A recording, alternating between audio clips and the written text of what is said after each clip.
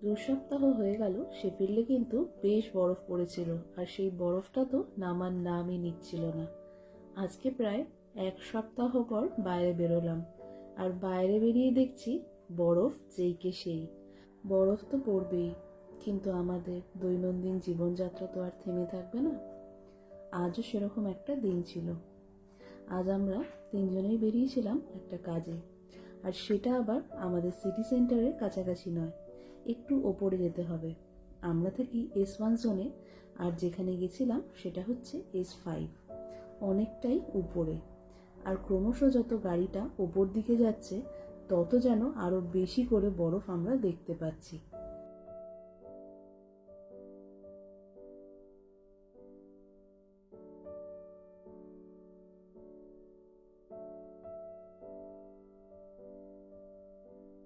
যেদিন বরফ পড়েছিল সেদিন এতটাই বরফ পড়েছিল যে আমরা বাড়ির আশেপাশেই একটু বেরোতে পেরেছিলাম, এর থেকে বেশি দূরে যেতে পারিনি।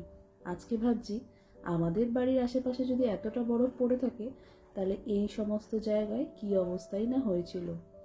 আজ প্রায় 1 সপ্তাহ পর তোমাদের দৃশ্যটা দেখাচ্ছি, দেখে মনেই হচ্ছে না যে এখানে 1 সপ্তাহ হয়ে গেছে বরফ পড়েছে।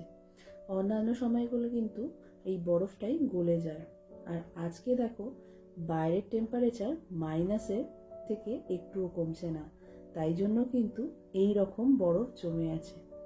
আরো কিছুদিন আগে আসলে হয়তো এই অঞ্চলগুলোতে গাড়ি চলাচল করতো না।